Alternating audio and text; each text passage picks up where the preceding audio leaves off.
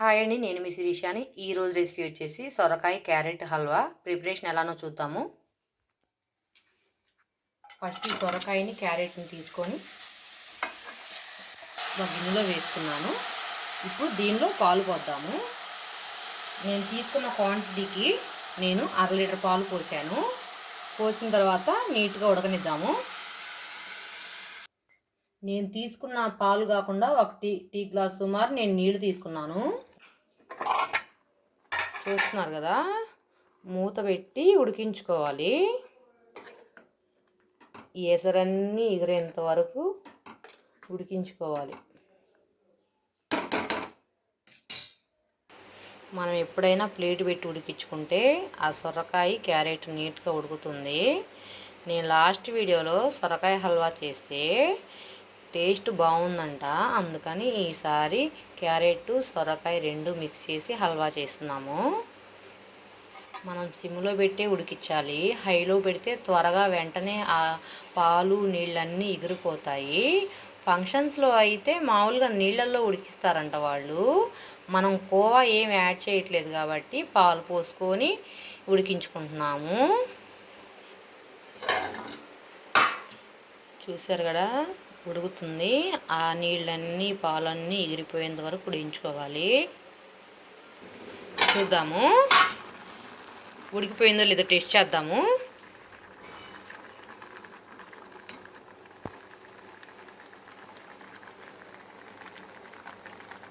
ఇదిగోండి, మెత్తగా అయిపోయింది. ఇట్లా నొక్కితే మెత్తగా అయిపోతుంది.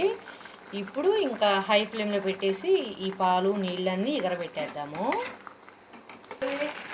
ఉడికిపోయింది కాబట్టి ఓపెన్ చేసుకొని ప్లేట్ తీసేసి ఈ పాలన్నీ ఎగిరిపోయేంత వరకు ఉడకనిద్దాము.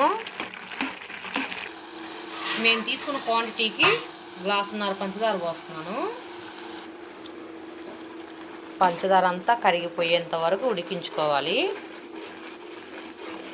చూసారు కదా, మనం చక్కెర పోసినాక మొత్తం ఎగిరిపోయింది. ఇప్పుడు కొంచెం డాల్డా వేద్దాము. వారేవా, చాలా బాగుంది. డాల్డా వేసాను చూడండి.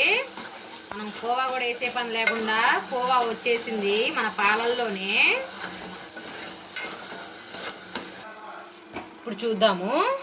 చూస్తున్నారు కదా, పాకం వస్తుంది మనకు, వెంటనే అర్థమైపోయింది పాకం వచ్చింది చూడండి. ఇప్పుడు స్టవ్ ఆఫ్ చేద్దాము. యాలకుల పొడి, వేయించి పెట్టుకున్న డ్రై ఫ్రూట్స్ నెయ్యిలో వేపాను. చూసారు కదా, సొరకాయ క్యారెట్ హల్వా. మా మామయ్య గారికి పెడతాము, టేస్ట్ చూసి చెప్తారు. ఇదిగోండి మామయ్య గారు, టేస్ట్ చేయండి, ఎలా ఉందో చెప్పండి. ఓకే, చూసారు కదా, మా మామయ్య గారు బాగుందన్నారు. చూసారు కదా, మా మామయ్య చాలా బాగుందంట. నచ్చితే లైక్ చేయండి, షేర్ చేయండి, సబ్స్క్రైబ్ చేయండి. Thank you.